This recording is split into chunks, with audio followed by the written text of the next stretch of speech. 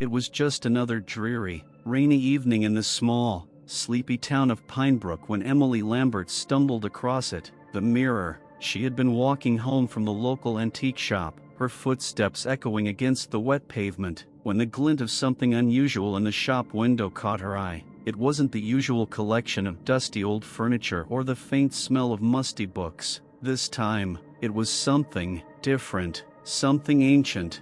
Her curiosity got the better of her. The shop owner, a frail old man with glasses that constantly slid down his nose, greeted her with a cryptic smile. "That's a rare one," he said, nodding toward a tall, ornate mirror hanging on the wall behind him. "Not many like it left in this world." Emily didn't know why she was drawn to it, but she couldn't stop staring. The frame was gilded with gold, the intricate carvings almost hypnotic. The mirror itself had an eerie stillness to it, as though it were hiding something beneath the glass. The man's voice interrupted her thoughts. "It's an antique, you know," he said. "Found it in a forgotten house just outside of town. It's said to bring good fortune to those who own it, but only if they don't look too deeply into it." "Too deeply?" Emily repeated, puzzled. The man chuckled softly, but there was something unsettling in his eyes. "Just a warning, it has a history." Emily dismissed it as the ramblings of an old man, but she couldn't shake the feeling that something was off. Something about the mirror tugged at her. She found herself reaching for her wallet, as if her hand moved of its own accord. "Do you want it?" The man's voice seemed a little too eager. She hesitated for a moment, then nodded. "I'll take it." As she made the purchase and stepped out into the rain, Emily couldn't help but glance back at the mirror one last time. She thought she saw something in its reflection, a shadow, perhaps, but when she blinked, it was gone. She shook her head, dismissing it as a trick of the light, and continued on her way home. The mirror arrived at her small apartment later that evening, delivered by the shopkeeper himself. She barely noticed the time passing as she set it up in her bedroom, admiring its ornate frame and the way it caught the dim light from her lamp. It seemed to radiate a certain presence. But that night, Emily didn't sleep. There was something about the mirror, something unsettling about its stillness. Every time she glanced at it, she felt a nagging sense of unease. It was as if it were watching her, waiting for something. At first, it was easy to ignore, but soon, she started to notice odd things, small things. At first, the way her reflection seemed just a little too slow to follow her movements, the faintest shift in the light, the shadows that lingered longer than they should. And every night, as she lay in bed trying to fall asleep, she could swear she heard a faint whisper, like a soft, distant voice calling her name. But when she looked into the mirror to see if anyone was there, nothing. The days passed, and the unsettling feeling grew. She started to avoid looking directly into it. Instead, she would glance at it in passing, keeping her eyes fixed on the floor or the wall. But the whispers didn't stop. It was the night of the storm that things truly began to change. The wind howled outside her window, and the thunder cracked loudly, shaking the walls. Emily had just returned from a late-night grocery run when she entered her apartment, dripping wet from the rain. As she closed the door behind her, a strange chill swept through the room. She shivered, and that's when she saw it. The reflection in the mirror wasn't hers. The figure standing in the glass was wrong. It was a woman, but her features were blurred, twisted in an unnatural way. The woman's eyes, dark and empty, stared directly at Emily, a coldness that chilled her to the bone. Emily froze, her breath caught in her throat. The woman in the mirror smiled, a slow, deliberate grin that made Emily's skin crawl, but it wasn't her reflection. No, this woman wasn't her at all. The figure moved, stepping closer to the glass. Suddenly, the air grew heavy. The whispering started again, closer now. "Help me, help me," it whispered, the voice so faint, so distant, it was almost lost in the sound of the storm. Emily backed away slowly, her heart racing. She couldn't tear her eyes away from the mirror, as if something invisible was pulling her toward it. Then, in an instant, the woman in the reflection moved. The glass rippled, as though the mirror itself were alive. Before Emily could even react, a cold hand pressed against the glass from the other side. It was the same hand that had been reaching out to her. She gasped, her entire body frozen with terror. The voice was louder now, almost desperate. "Help me, she's coming." But who? Emily could barely breathe as her legs wobbled beneath her, and she stumbled backward, desperate to escape. The mirror was no longer just a mirror. It was a doorway to something dark and dangerous. And that night, the whispers grew louder than ever. This story seems to be getting scarier, doesn't it? If you want more stories like this, be sure to like and subscribe to the channel. This helps create even more scary for you. Emily's heart hammered in her chest as she stumbled backward, nearly tripping over her own feet. She slammed into the wall and felt the air grow colder, as if the very room itself was pulling away from her. The mirror stood in front of her, still reflecting her terrified face, but there was something else, something that shouldn't have been there. The figure was closer now. The woman's face was just inches from the glass. Her eyes were wide, unblinking, and full of something Emily couldn't quite identify. There was sorrow, but beneath that sorrow, there was an unmistakable hunger, a need, a desperation, and it was directed at Emily. The woman's mouth parted slightly, and the whispering came again, louder this time, more urgent. "Help me, please, she's coming." Emily felt a chill creep down her spine, but she couldn't look away. It was like the mirror was sucking her in, its surface alive, pulling her toward it with a force she couldn't resist. Her hands shook as she pressed them against the wall for support, but nothing could make her tear her eyes from the reflection. She had to get away, she had to leave. But when she turned to run, something caught her. The voice, a deep, cold, guttural voice, bellowed from behind her. "You can't escape." Her body froze in place as if the air itself had turned to concrete. She turned back toward the mirror, and to her horror, the woman in the glass had stepped out of it. Her reflection was no longer just a reflection. Emily stumbled back, pressing her hand to her mouth to stifle the scream. The woman from the mirror stood right in front of her, her pale, ghostly form draped in tattered clothes. She wasn't just a reflection, she was real. The woman's face, gaunt and pale, twisted in agony as if she had been trapped in the glass for years. Her eyes were hollow, empty sockets with only shadows inside. The room grew colder, and the woman stepped forward, her breath ragged, her voice broken as she whispered again. "I've been waiting for you." The words sent a wave of nausea through Emily, her mind struggling to make sense of the nightmare unfolding before her. The woman's eyes followed Emily's every movement, but it wasn't just the eyes that terrified her. It was the presence, the overwhelming feeling that the woman wasn't just a spirit or a ghost. She was something older, something darker. The woman reached out a hand, her fingers trembling but determined. Emily could see the desperation in her eyes, the pleading, the pain, but something else was there too. There was a warning. "Don't touch it." The voice was quieter now, weaker, but still urgent. Emily shook her head, backing away slowly. "What are you?" she whispered, her voice hoarse, barely a breath. The woman opened her mouth as if to speak, but no words came. Instead, the room seemed to distort, warping like ripples in water. The walls stretched, the floor cracked beneath Emily's feet, and for a brief moment, she felt like she was sinking into the ground. But just as quickly, everything snapped back to normal. The room was still, and the woman was gone. The mirror, however, remained, its surface smooth, its reflection as still and unbroken as before.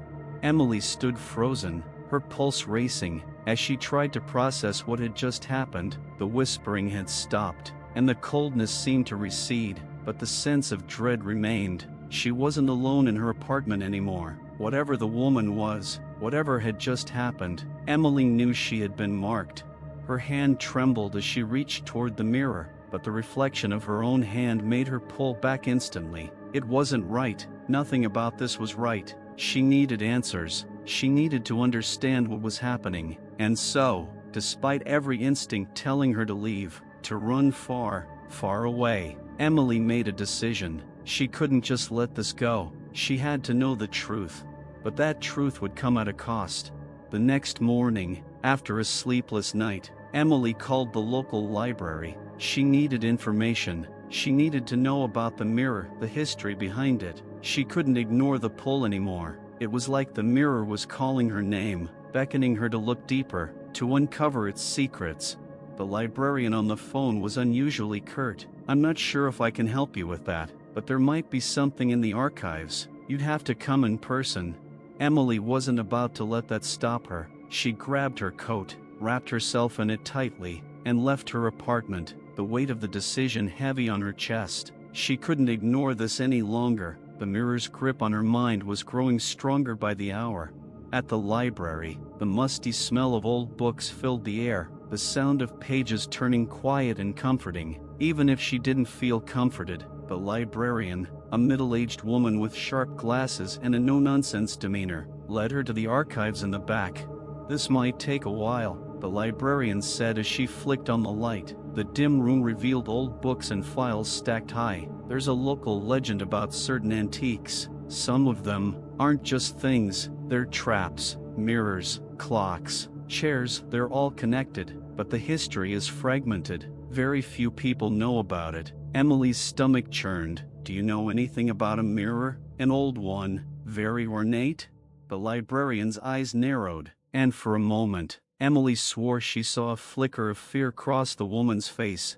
"Leave it alone," the librarian said, her voice low, almost pleading. "Some things are better left undisturbed." But Emily wasn't backing down. "Please, I need to know."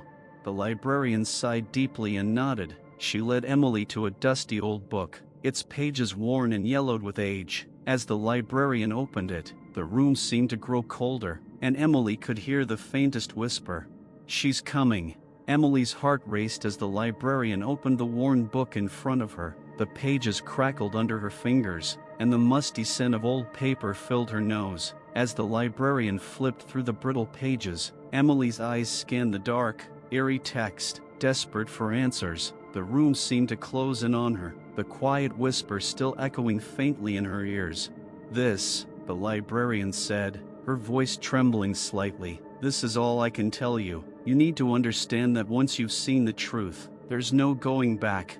Emily's gaze fixed on the faded words, reading aloud to herself. "The Mirror of Lamenta. A cursed object said to trap the souls of its owners. It is not merely a reflection, but a prison. Those who gaze into it for too long become its prisoners, bound to the glass forever. It was crafted by an unknown artisan, a woman who lived and died in agony. She cursed the mirror before her death, condemning those who dared to possess it to an eternity of torment." The librarian shivered, as though the words themselves carried a cold, creeping presence. "The woman who cursed the mirror," Emily whispered. "Was she alive when she did it? Was she the one who—" The librarian held up a hand, cutting her off. "Her name was Annabelle Darrow. She was once a wealthy woman, but she was betrayed by someone close to her. After her death, people claimed she was seen in the mirror, her tormented soul trapped within it." Emily blinked, trying to make sense of what she was hearing. "So, this Annabelle, her soul is in the mirror, and she wants to escape," the librarian finished for her. "Yes, but not just her. Over the years, the mirror has claimed many. Each person who gazes into it becomes part of a collection, a soul trapped, forever reflecting the one who dares to look." Emily's stomach twisted in knots. She could feel the hairs on the back of her neck stand on end as she tried to process the gravity of what she was hearing. This was far worse than she'd imagined. The mirror wasn't just an object, it was a doorway, a vessel, a trap for lost souls.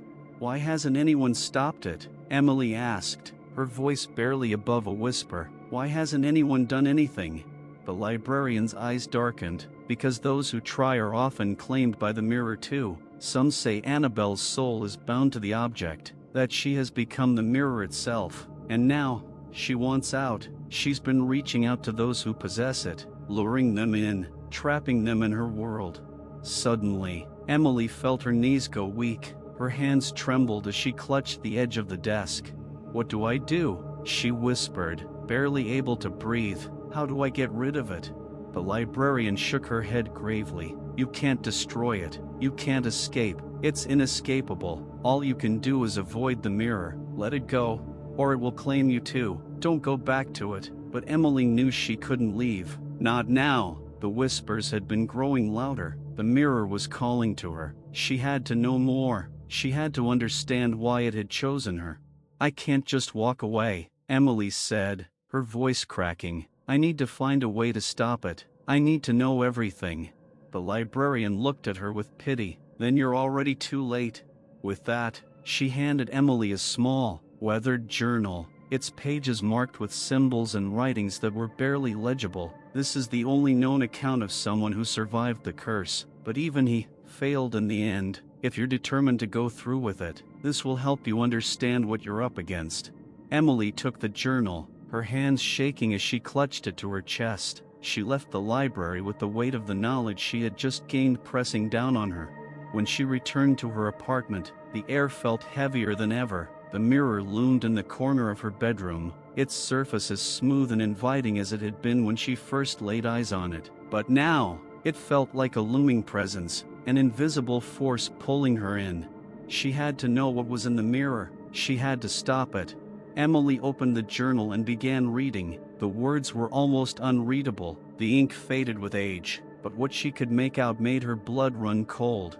The journal belonged to someone named Daniel Crawford, a man who had once tried to destroy the Mirror of Lamenta. He had been obsessed with finding a way to break the curse, but as he wrote, his own handwriting grew more erratic, more desperate. The final entry was the most chilling of all.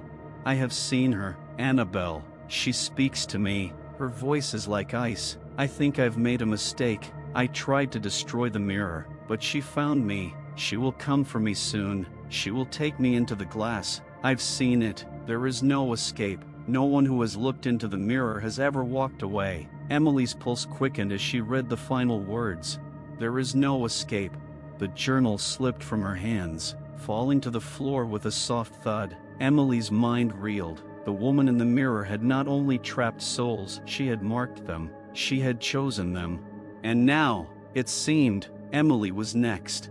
She rushed to the mirror, staring at her reflection. Her breath caught in her throat when she saw it. The woman Annabelle was there again. She was standing in the reflection, only this time, her eyes were no longer empty. They were glowing with an unnatural light, and she smiled, the same chilling, agonizing smile. You're mine now, the voice whispered, cold as ice.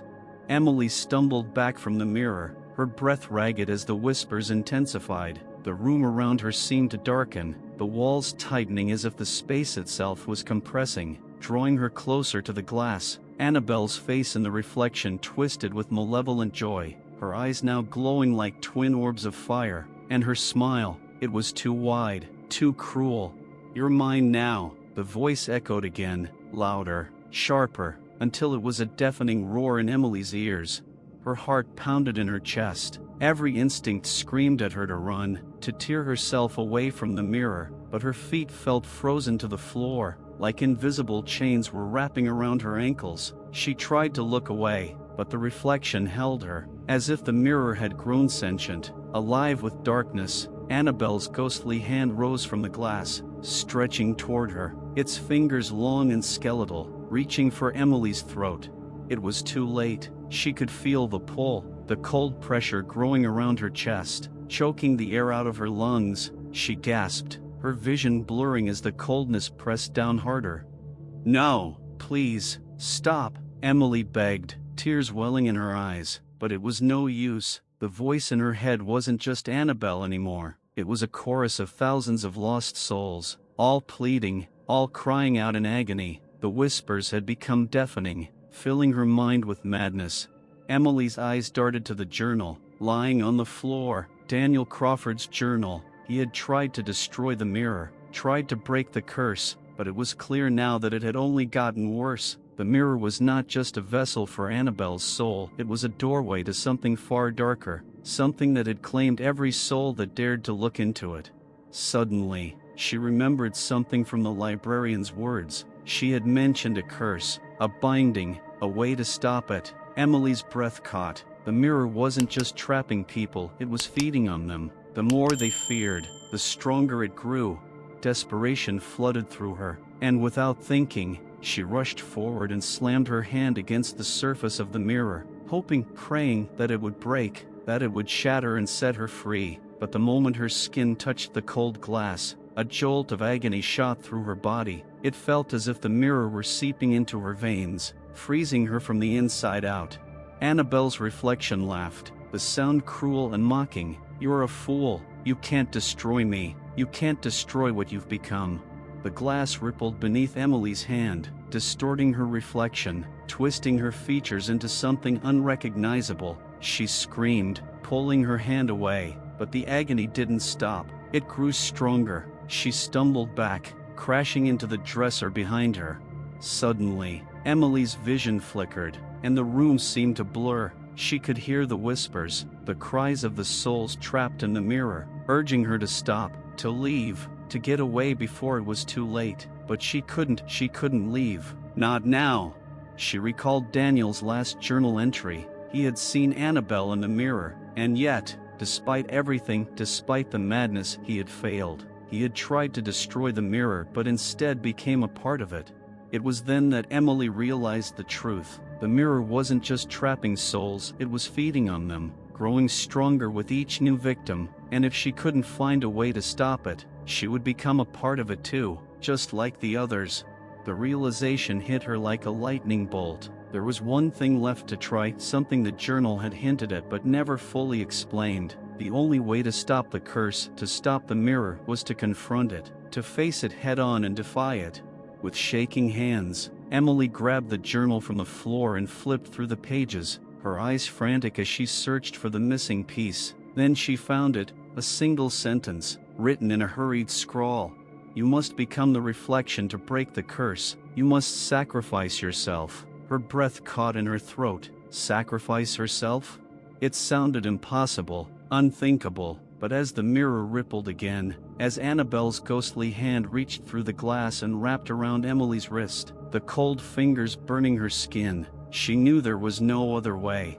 With a burst of adrenaline, Emily lunged forward, pressing her palms flat against the surface of the mirror once more. This time, she didn't pull away. She let the mirror's coldness seep into her. She focused on the image of Annabelle's face, trying to push through the overwhelming dread, the terror that threatened to swallow her whole. She thought of every victim who had come before her. She thought of Daniel, of the librarian, of the souls whose cries she could still hear in her head.